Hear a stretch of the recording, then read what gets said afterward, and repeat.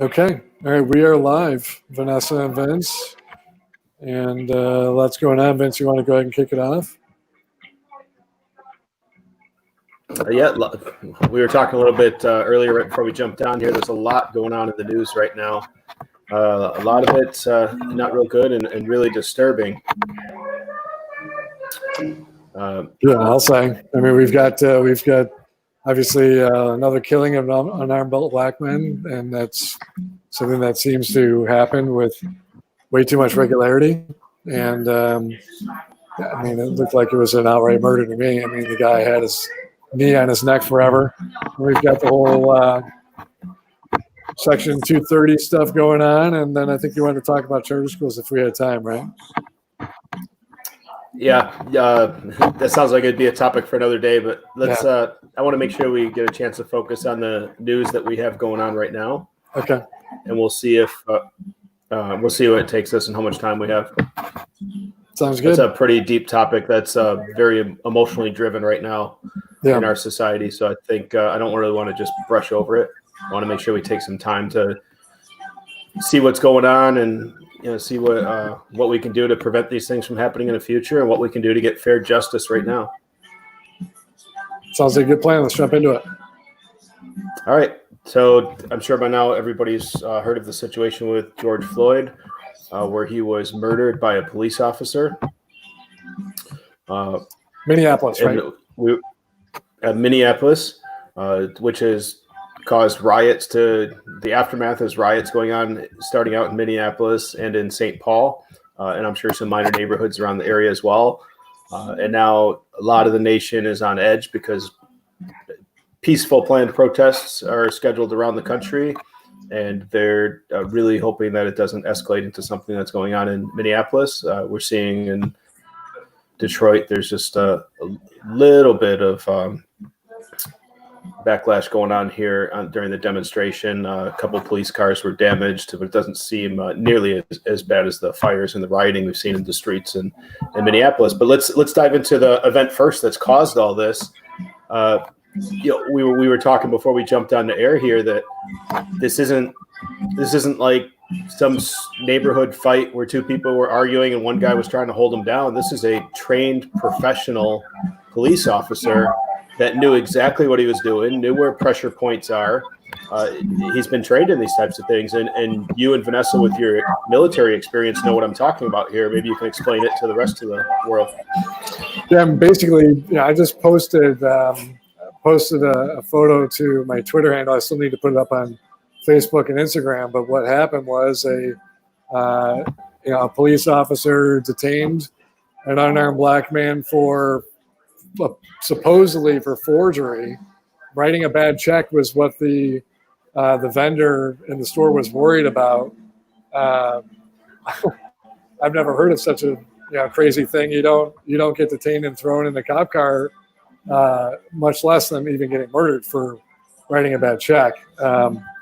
So what happened was that he detained him, he pinned him to the ground, and then he put his knee on the side of his neck. So as Vanessa will tell you too, that in military you're trained. If you watch MMA, you see the same thing. It's something called the blood choke, and people like to discredit the whole concept of "I can't breathe," because if you can say something, that means that you can breathe. But what they're exclaiming or what they're trying to communicate when they say "I can't breathe" is that something is wrong, right? And what's happening is that the police officer is choking off the blood supply by blocking the artery.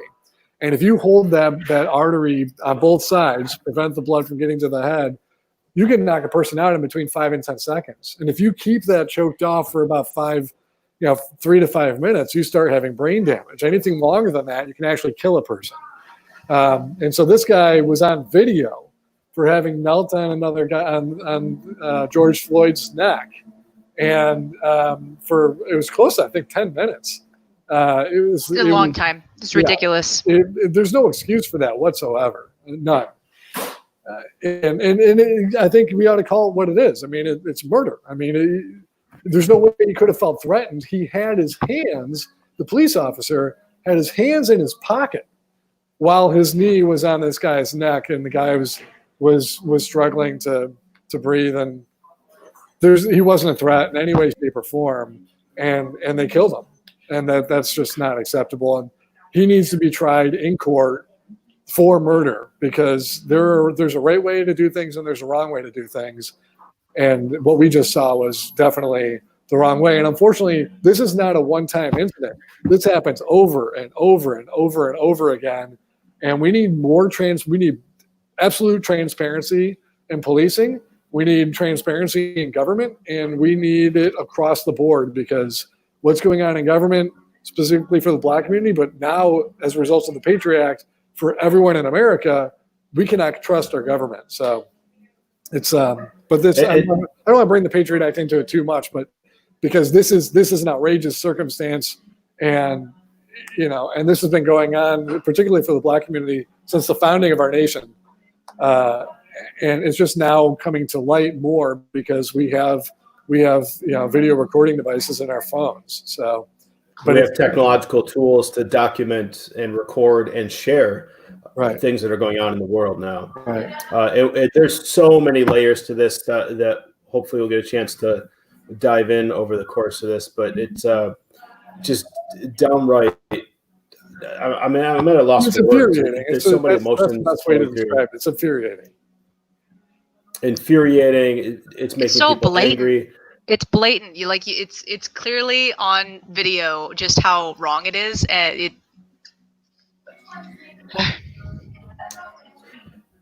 Now, Joe, you were talking about this person should be brought up on charges. I'm not aware. I don't know if you're aware, but since we spoke this morning, there are 2 charges brought against the guy, the police officer. They have, I believe, it was a manslaughter charge and 3rd-degree murder are the 2 charges. Why isn't that first-degree murder? Right. I mean, how is that manslaughter? Where's manslaughter coming in? Yeah, I don't see how that's. Those were the 2 charges that I heard on the radio and then was reading about. Just because he's a cop? Yeah, probably. And he was on the job? That's automatically manslaughter? No. What about the other cops that were standing there? Those are doing nothing. They have not said. I haven't heard any reports. Yeah, I haven't heard any reports on that. They were, and if I'm right, they were originally not going to charge him. There was what, quote unquote, no grounds for a criminal charge all of a sudden, and then only when it blew up is there now, oh wait, yes, he's being charged for manslaughter. Well, the immediate action was that they were relieved of duty. They were relieved of duty yet still receiving pay. I don't understand that. Eventually, I do, but eventually, at least one guy was fired, and then after a bunch of protests, they decided they were going to launch an investigation. It's on video. How do you not, right off the bat, if you're the DA, how do you not charge somebody right away?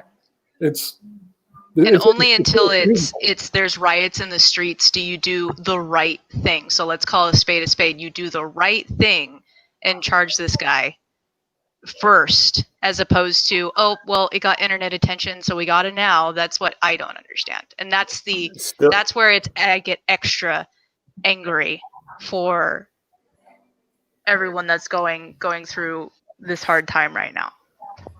That's what. So I'll have to do some research. And I don't want to get into hearsay or anything.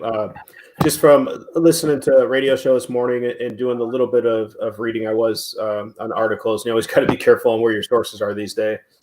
I believe the reason that they didn't charge first degree had to do with premeditation, and this wasn't a premeditated. He was going out searching for this guy to kill him.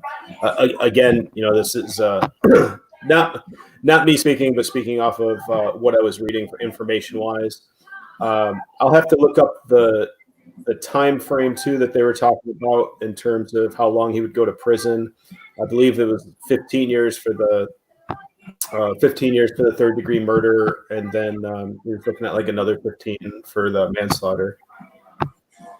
I mean, this is what you would call a killing of opportunity, right? So in the military, you can reach for a weapon of opportunity. Anything can be used as a weapon. So maybe this guy didn't plan it. He didn't stalk the victim and intend to kill this guy, but he saw an opportunity here and he took advantage of it. He ran with it, and now a guy is dead because of it. George Floyd is dead.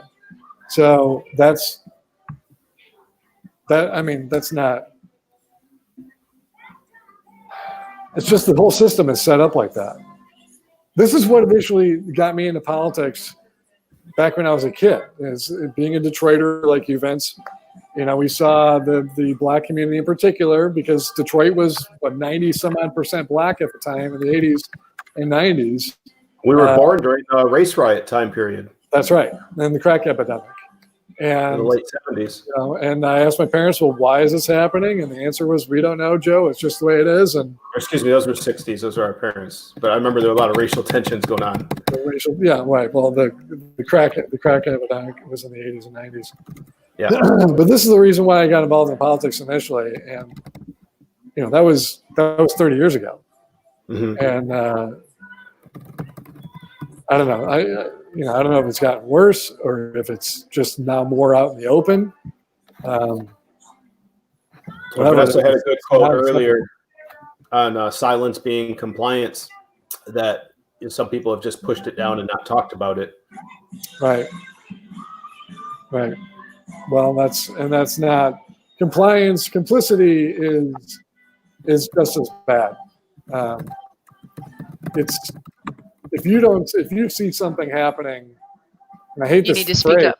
I hate this phrase, see something, say something, because it's straight out of George Orwell's 1984. But you know, if you see something that's not right and you don't say anything about it, if you don't take action to correct it, and I know that the people who were taking the video were doing everything they could without the cops stepping on their neck, presumably too. But As soon as they get involved, it would have you wouldn't have had that video evidence.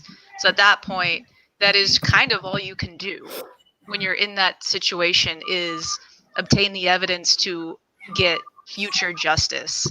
I think that's all they could do at that point. So in that kind of a situation where someone's literally going down, and it can only make it worse to jump in, especially when you know your position. I don't know, making it worse. I mean, the guy's George Floyd's dead because somebody didn't jump in, right? So Was that main video? Was that a phone camera or was that a body cam? no, I think it was a phone camera. I didn't see any body camera footage. I haven't seen any body cam footage. I don't know 100%, but I thought my opinion was that was a phone camera that we were watching. So now we've got riots, and these are peaceful protests. And I saw a post on Instagram showing that there was a photo of a white dude throwing something and sparking the violence in Minneapolis. And that apparently that photo is being suppressed. Now, I don't know if that's, what's going on here, but I wouldn't be surprised, because it wouldn't be the first time. And we saw it happen in Charlottesville, right? I mean, some people will say, oh, well, the left started it. I don't buy it. I just don't buy it. So, but that's the problem, right? I mean, you can't trust anything you see or hear on the internet or the news anymore, because everything is controlled by the government. And that's a segue into Section 230. Trump wants to supposedly protect against corporate censorship. But the irony is, and I was looking everywhere, and I finally found the executive order itself, and the introduction to the executive order is exactly what you would hope to hear out of a president who believes in liberty. But when you actually look at the actions that he wants to implement, it's exactly the opposite. Again, it's more shutting down. The repercussions are basically shutting down of organizations.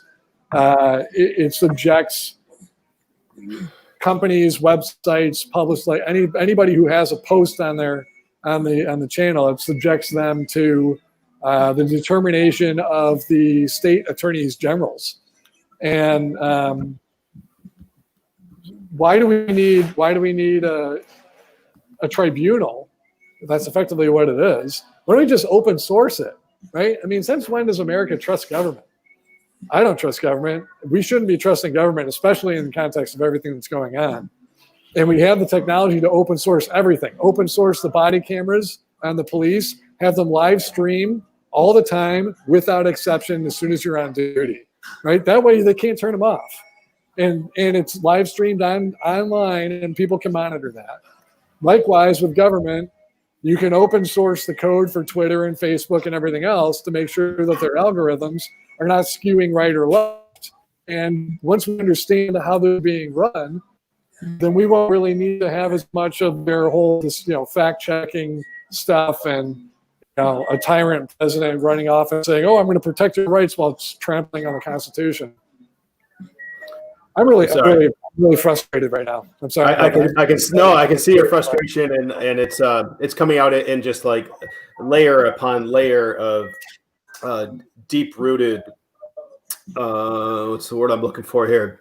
Struggle within the government, on top of just the anger in terms of the race relations here. So I know we kind of started segueing into the 230, but jumping back, you had mentioned, and I hadn't heard this, so I'm just going off your word here, but you had mentioned that it was a white person that had taken the first initial action. Was it fire?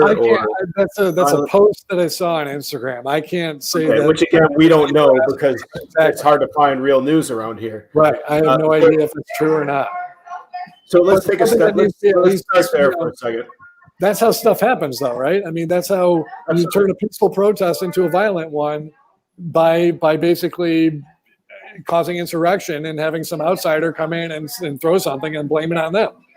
Trump and the neoconservatives do it all the time. George Bush did it in 2000 in the debate with Gore, pointing the finger at Gore, saying, "You're a nation builder," when in fact it was the neoconservative Republicans that took part in 9/11 and then used that to take advantage to pass the Patriot Act and then go overseas and go to war. So I mean, they're always constantly pointing fingers at the other person for exactly what they intend to do. So I would not be surprised if this is yet another example of an outsider turning a peaceful protest into a perceived violent protest, and it wasn't somebody who was participating in the peaceful protest. There's somebody who was intending to turn it into a violent action. Yeah, with the riots out there, the scenes, the videos, again, there's a filter going through what we're allowed to see. So we're taking it at face value of what we see. We don't know if this is a isolated 1 block radius. We don't know if it's happening over half the city. I haven't talked to anybody directly on site, other than seeing some of the newscasts going on. But I mean, we're seeing businesses. I remember seeing Target. Target was torn up. People running in and out of there, grabbing the TVs, blankets, clothes, whatever they could. And I'm just trying to wrap my head around all this and relate this back. I understand a lot of this is an expression of anger. Some of it's people taking advantage of opportunities, lack of police going on while there's a show of force at the precinct, fires going on in the precinct. Somebody else posted a video of a fire going on at a fire station. Yeah, I mean, Martin Luther King made an interesting comment, and I think this sums it up right here because there's such inherent racism in the system. You can even look at two of Trump's tweets side by side, in which he called the very good people, the white protesters in Lansing, which I was there, by the way. I was participating in that. And then the people who were protesting for Black Lives Matter, he called them thugs, right? So MLK said, I look forward to a day when people will not be judged by the color of their skin, but by the content of their character. And that's really what we're missing right now. And absolutely. And, people jump right to conclusions and say, oh, well, these thugs and government, the president is disrespecting the direct violation of our Declaration of Independence. And they have the longest history of injustice. Like, they get to be angry. Like, they do. What else did there was another good Martin Luther King Jr. quote, which was a riot is the language of the unheard. Yeah. Well, again, and that's, if you think back to the founding of our nation, the Brits were calling our founding fathers who were revolting, they called them terrorists.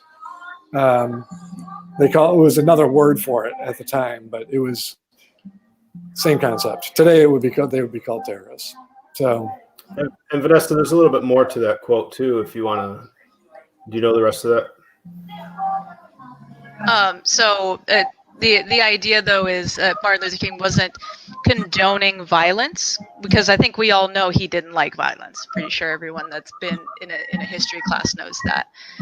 He was merely saying that when you see a riot, it is the voice of the unheard. But what he really wanted a little later in that 60 Minutes interview where he said that, he spoke about that we needed to make sure that love and peace was the language we were speaking, and that peaceful protest will always bring love begets love, right? You can't stop violence and hate with violence and hate. And he would always preach that as well. I think we all know that.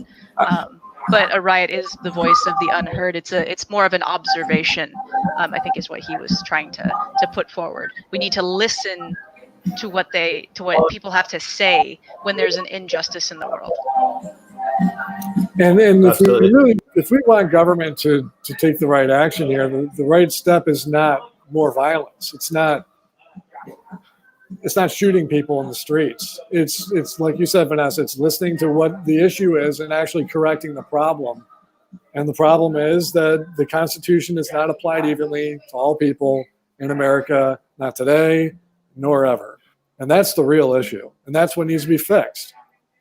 And for a president who wants to talk about, making America great and keeping America great, he doesn't have a clue. America is great because of our liberty, because of our respect for each other and respect for our rights. And he doesn't have a concept of what that means. He's a disgrace as a president, a disgrace to the country. And we talked last week about how America is a set of principles. America is a constitution, and the Constitution is a piece of paper and a set of values. And what our country was founded on. America is not a government and a people or any group of persons. Right. We need to get back to we need to hold true to those values, and the fact that it's not happening is the biggest injustice, and the Black community suffers for it the most. We're all suffering for it. I mean, the Black community, you see it because they're literally getting killed for things that they're fighting for their lives. That wouldn't kill most white people, right? So that's there, but which tries to drive a spike through white and Black people even deeper. That's right. It creates division, and division trying to make it more difficult for me to talk to my friends, trying to make it more difficult to walk down the street and feel safe, trying to put it in our minds that there's a feeling of uncertainty when you're walking around because this is dangerous. There could be a riot that starts up. Right. Yeah. I know people that don't feel safe going downtown Detroit because they flat out think that it's just dangerous, and it has to do with race. It furthers this weird, scary narrative, and like you guys just said, division. When it's not true, we need to work together. We need to speak up. So, Joe, I got another question for you. I was on the phone with my friend earlier today. We were talking about Trump's recent tweet about getting the military involved in Minnesota and Minneapolis, and the military coming in and shooting any looters.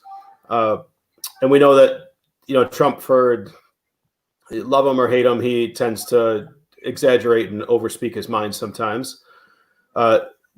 In terms of legality with doing that, though, I was trying to explain to him that the military isn't allowed or can't come into a state like that. And then he was in disagreement of it. So then I started reading up a little bit more, and martial law came up. So now we're talking about a whole different situation. Perhaps you can explain a little bit of substance behind the threat by the president. So there is I don't recall the policy off the top of my head, but there is a precedent of keeping the military off of American soil. And if we break that precedent, just like with any broken precedent, it leads to more bad things, effectively, right? It leads to more people taking advantage of it in the future. And so can it be done? Yes. Is it a good idea? No. Again, violence is not the answer here. What would be great is if everybody who were protesting stood together and actually held hands to show that there's no possible way that they could be throwing rocks or bombs or whatever. If you're holding hands, you can't throw anything, and therefore whoever's not part of the line to hold hands is the culprit, and that way you can prove, right? And I think what better way to show to fight back against violence than to use holding hands in love. Now, then again, this is in the context of the coronavirus, where everyone's supposed to maintain 6 feet of social distancing, which in and of itself is unconstitutional because it's a violation of our First Amendment right to assembly. What I believe is happening right now is that we're in an end game. We're in an end game in which the government has near total control. And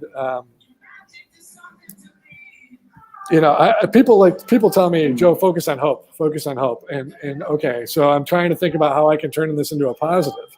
The only positive I can really possibly think of is that maybe, hopefully, people are becoming aware, because it's not right that people are killed for nonviolent actions. It's not right that people should have to live in fear of the police, who are supposed to serve and protect, of the government, who's supposed to serve and empower people by and for the people. And exactly the opposite is happening. And I just want to throw this out there. And I know that this is kind of going out on a limb, but I wrote a book recently, and I'm still working on getting it published or finalized here. I do have a publisher, but I'm finalizing it. And I started the book off with a quote from a former CIA director named William Casey. And he said, quote, to Ronald Reagan, we will know that our job is complete when everything the American believes is false. So basically, the CIA and whoever else, in my opinion, probably the Fed, because whoever has the money makes the rules, are conspiring to take away our rights and to lie to the American people so that we're stuck in a brown paper bag and we don't know how to get out. And I think that's what's really going on here. And we need to, until the American people come together and say, your response, your violence is not welcome here.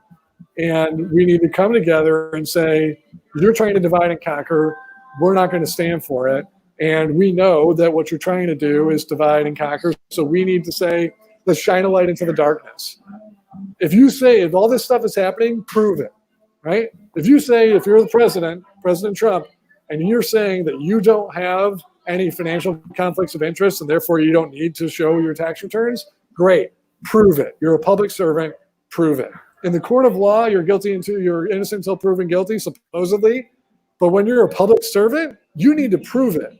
You need to make sure that you need to prove to the American people that you have no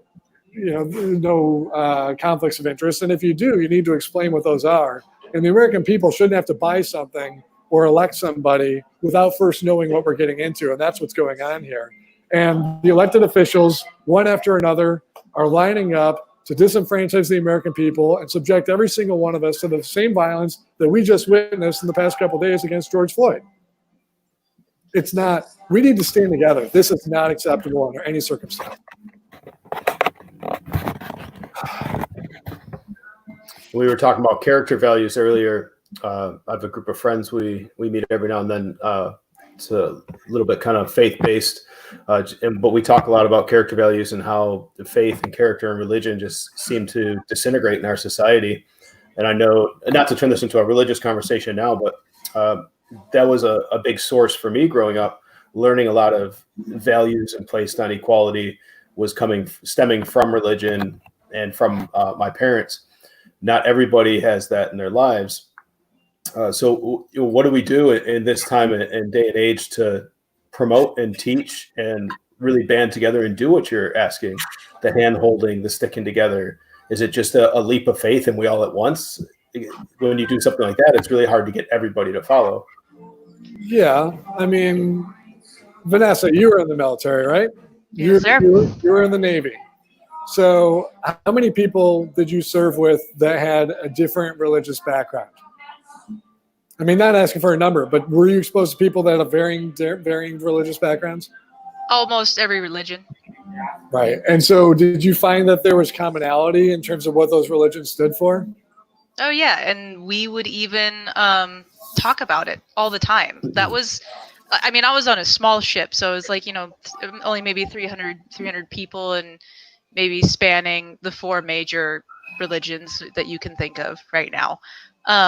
And we would discuss these things. Again, deployment is where you get bored, and you end up talking about getting into the deep conversations. But point was that we all connected and came together, and we might have like a debate here and there, but it all came down to the same thing, which was like treat everybody with love and respect, and help your neighbor, help each other.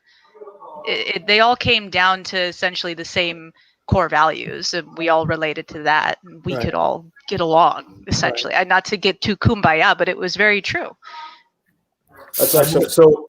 In the military, you've been united for a common cause. What I'm asking is to take a step back. So before you got to the military, because in the military, it's that camaraderie. And I was going to bring up a football team example. Being part of a football team by no means is being on a football team like being in the Marine Corps, but you still being on a football team. You have camaraderie. It's a team effort. Warfighting is a team effort too. Yeah, it's a team effort. So when you're lining up next to a guy of a different religion, you put aside your religious differences. You're fighting together for the same thing. Well, all Americans aren't on the same team right now. So what I'm asking is, how do you help get us to join the team? Because if every American was in the Marines, and that's what's being come down as a directive, and we have a common cause, I see where you're going. How do we get to that point?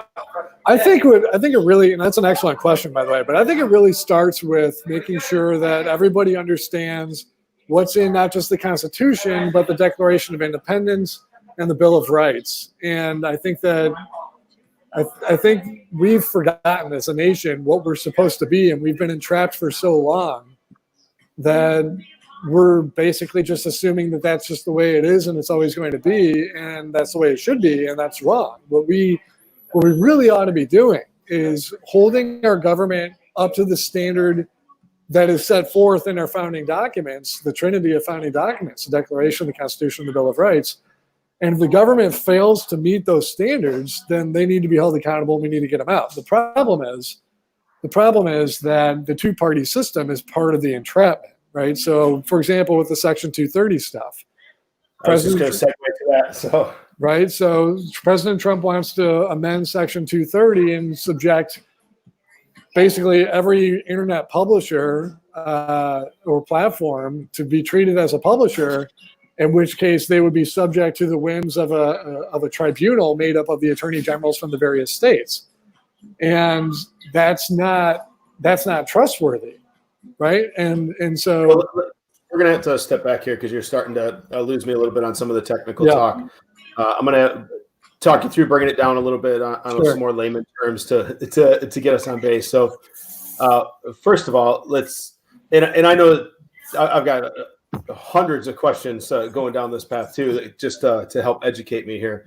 But why don't we start by talking about what 230 is? Because all I'm hearing is what the media wants me to hear 230 is, and what President Trump wants me to hear what 230 is. Okay, so there's a Communications and Decency Act. I think it was like 96 timeframe, 1996 when it was passed. And within that act that was passed, and this was the first attempt to regulate speech on the internet, which again, I think that there's a right way to do it and a wrong way to do it. And if you want to, I think that William Henry Harrison is the president that I put on the cover of my Renew Michigan Blueprint. And his quote is the quote that I believe most accurately represents what we should be striving for in America. And he said, quote, "I contend that the strongest of all governments is that which is most free." And I think that we should apply that concept across the board to the internet and to our rights and everything else. And the Section 230 of the Communications Decency Act is a section that protects companies like Twitter and Facebook from liability, from lawsuits. But at the same time, which is a good thing, because that's what protects StreamYard, where we're broadcasting this right now, or Facebook, where it's going to, or YouTube, where it's going to. And if you write any articles on Facebook or Medium, or if you write a post anywhere, and somebody responds to that, trolling you, and it's apparently deemed offensive, if Trump's law or executive order becomes law, then Facebook would be subject to liability and subject to a lawsuit, which is so basically it's a Trojan horse to shut down. What Trump wants to do is a Trojan horse to shut down the internet. Section 230 is supposed to protect these companies against lawsuits, but at the same time, there's also another clause in there, again, double-edged sword, when you involve government. There's another clause in there that allows the government to say, or allows these platforms to act in good faith and determine they're the arbiters of what's decent action or language and what's not. And that's where you're getting these Twitter and Facebook monitoring and censorship of the posts, which isn't right either. So I think that the best answer is simply to say, no, if you want to say no pornographic or whatever, then fine, and that needs to be on a XXX domain, and that's that. Or you need to spell out exactly what is worthy of censorship, because anything beyond that is a violation of our First Amendment right of speech. So that's hopefully that explains what Section 230 is. I gave a lot of information there. We'll see. Does that make sense or not?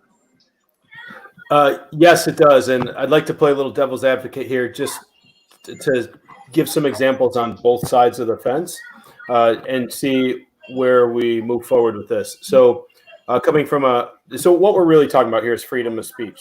Correct me if I'm wrong. Yes. I mean, there's other layers to this as well, but we're talking about freedom of speech. Right. By the way, Tim, thanks for your comments on Facebook there. I appreciate it. What we're really talking about, though, is freedom of speech here. So coming from a teaching background, there's a lot of cyberbullying that comes on these days. So there have been some laws that have recently been put in place with cyberbullying where that information that is out there is now being used criminally against people, even children, to get them kicked out of school, coming down even on parents. And there have been some filters starting to be put in place from the internet side of that. So that's one end of the example in terms of the filtering going in place. Right. The other end of the example would be what you were already talking about. You brought up the example of sites that are commonly used with XXX, or even with cyberbullying, just to allow anything, or trolling and people just saying whatever they want about anybody. So where does the middle ground come in, and how does 230 really play in and affect this? The middle ground of that. So that's effectively what the challenge is, and part of the reason why some say, okay, well, maybe it ought to be amended, but unfortunately, the people that are trying to amend it are trying to increase the stranglehold that government has over these publishers, which would effectively shut down speech online. So I think what the middle ground is what it ought to be all the time in a free society, that we self-regulate as people. And that doesn't mean censorship. That doesn't mean go and say, that person, we vote and therefore you can't post that comment because we don't think it's true. That's not what that means. But it means that if we say, okay, we don't want people to be posting pornographic material, then the platform says you can't post pornographic material, and then pornographic material won't be posted. They'd be able to censor that. But it needs to be more explicit than a good faith effort of random stuff subject to a tribunal of attorney generals, which is what they're trying to accomplish. That is extremely subjective. That is total government control, and that's not going to work. So I think is what the middle ground is. I can't get the comments to show on the view here. Anyway, so I think the middle ground is to state very explicitly, again, void for vagueness. There was a 1926 rule that stated that any law that was vague was unconstitutional. And I think that's what we need to get back to. And these laws should be void for vagueness. And so Section 230 needs to explicitly state what type of speech, if it's pornographic or whatever, what type of speech is not going to be allowed, and then that can be automated. But if it's not, if it doesn't fit into that, then there should not be any regulation or censorship whatsoever. I mean, that's how you protect speech. If government parents don't like what's being said, they can fight online, which is what they do right now, and that's what we're supposed to be doing. Or they can just choose not to participate, and that's fine too. That's freedom. That's right. It's your choice. So where does it come in play where a company can censor or create their own rules or guidelines? Well, again, that's the problem. So right now, the way the Section 230 reads is that it gives the latitude. It gives latitude to the corporations to determine in a good faith effort what is good and what's not. But I want to make something else clear here.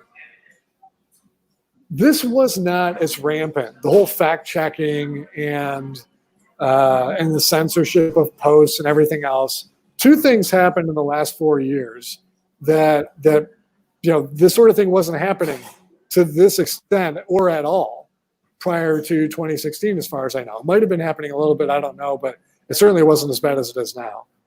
And I think that the first thing is that leaders are expected to tell the truth. And I know there's going to be a bunch of Trump supporters out there who say, well, he does tell the truth sometimes, probably 30% of the time.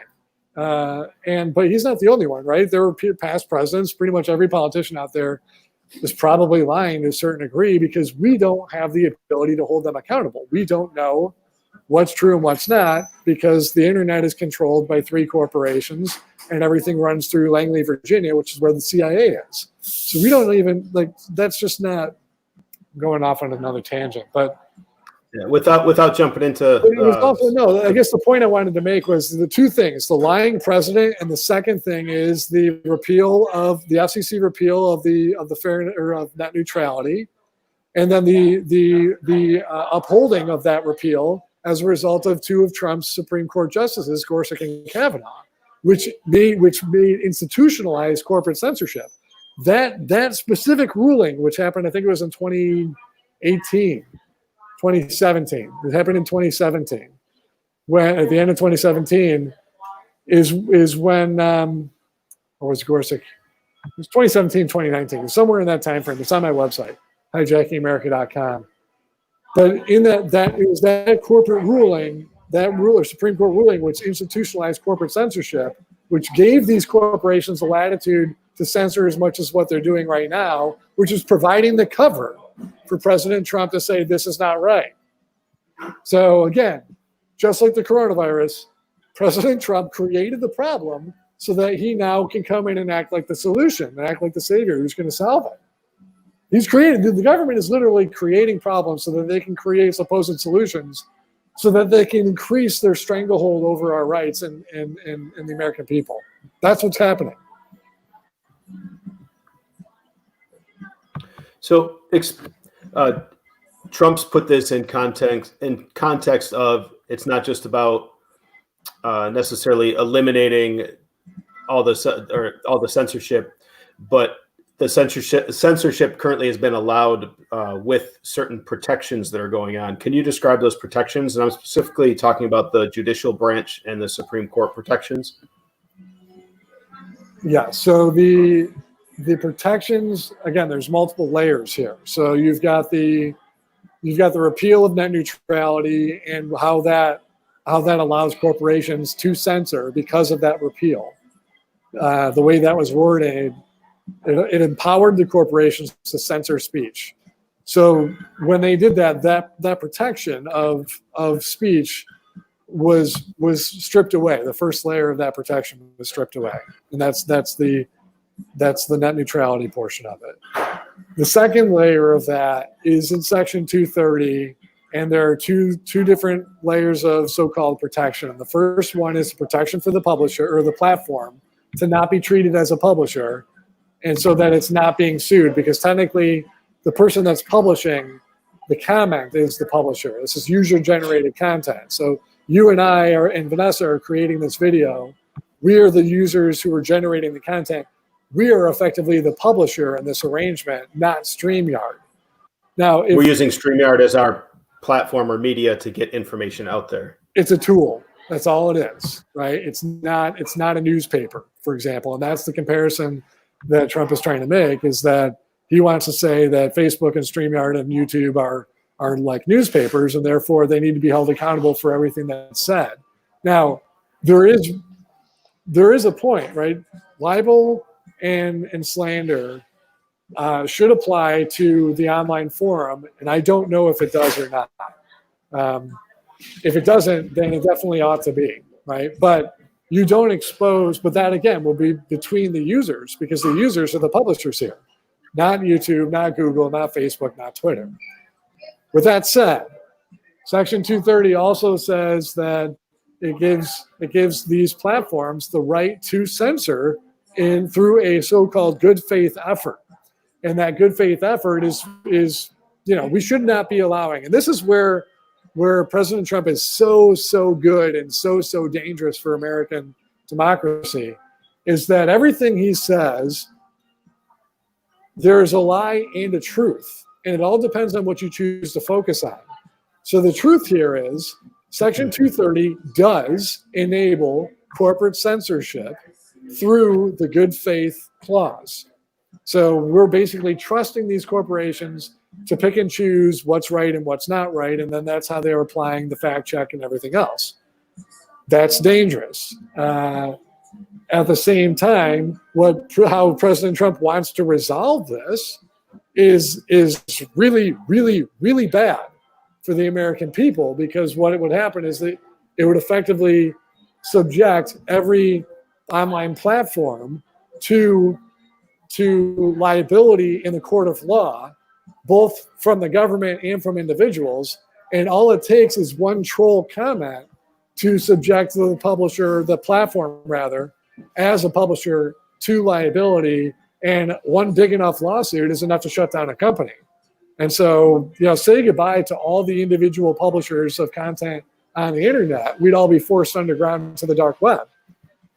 So once again, Trump is using a truth in this good faith clause to pass something that's really bad for America, but in the context of like pretty clothing.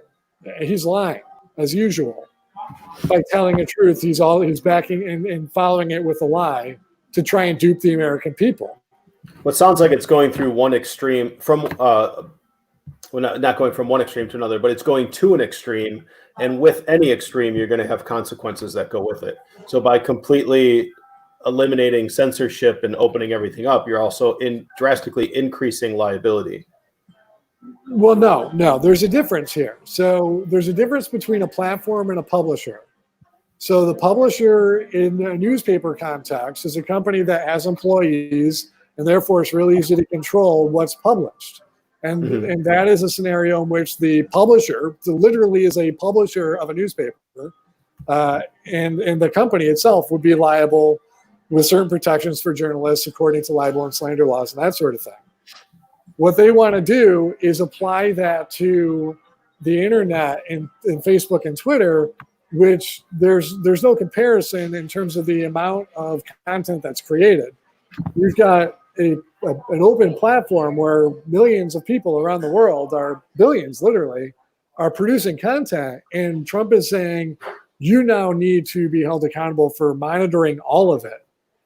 That's mass surveillance that Edward Snowden was talking about, and Trump is advocating for that.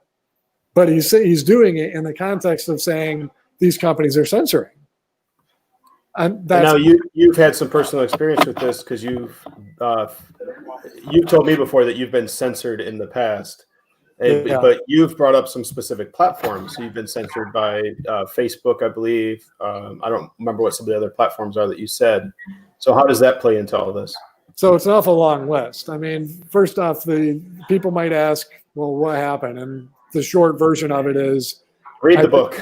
read the book, right? I mean, I broke a rule in the Marine Corps that got me out of uniform without putting me in prison. And then the government thought I stole information related to 9/11. And anyway, read the book at hijackingAmerica.com. So that they've been listen to our previous show. We talk about it in our previous shows too.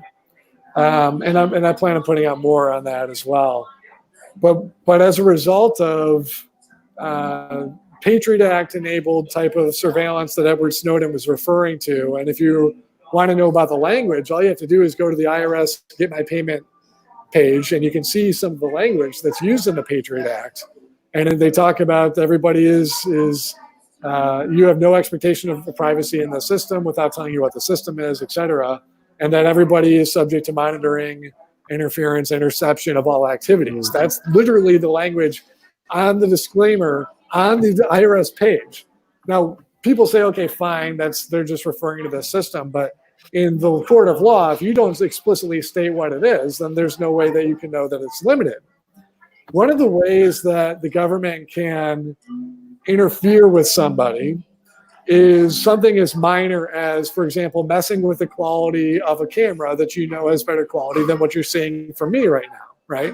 This camera has been used just a couple months ago, produced on my computer, perfectly good quality, just like yours, and now it's producing this, right? So people don't like to watch content that has poor audio or video or visual aspects to it. And so the government will do things that make people think that it's just technical in nature, like messing with the quality of the video, interrupting the content. We had a phone call earlier in which the call repeatedly dropped every time I mentioned 9/11 or government surveillance. Those things happen. I had 2 or 3 different personal video blogging services that I attempted to use so far in this campaign. And every time I attempted to use it, the forward-facing camera that you see on me right now would not work for me putting it, when I tried to show you the screen or, facing me outright, it just simply wasn't working, right? And even though it worked in other contexts. So there are a lot of different examples. Another one is I tried to launch the American Party, and I called up the guy who owns the copyright to it, and it went to a busy signal on my phone before it even rang. But I called from someone else's phone and it went right through. So I guess what I'm trying to understand is what's the difference between Trump being censored and you being censored? Well, there is no difference. Nobody should be censored. So it goes back to the old adage that you can do whatever you want. You're free to perform your own actions. You're just not free to choose your consequences. So you're freedom of speech, but there's some consequences that come with some of certain forms of speech. Yeah, well, if you violate libel and slander laws, then there should be something to that. I think that the best way to protect against a lying president is not, or a lying public official, he's not the only one, is not with more government regulation, but to simply open source all of the government operations and open source all of our communications, including the platforms that we use, like Facebook and Twitter and Google and YouTube, and our monetary services, like your credit scores, et cetera.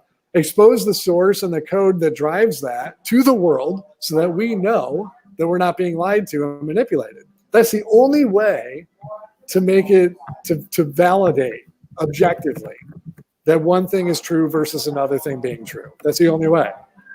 We can't trust the government to figure it out for us. They're just going to continue kneeling on our neck until we end up dead. So definitely you have a much different approach to it than President Trump. Surprised? I mean, I believe in liberty. Not surprised. He claims to believe in liberty, and he talks the talk of liberty, but walks the walk of authoritarian tyranny. Yeah, there's a big difference.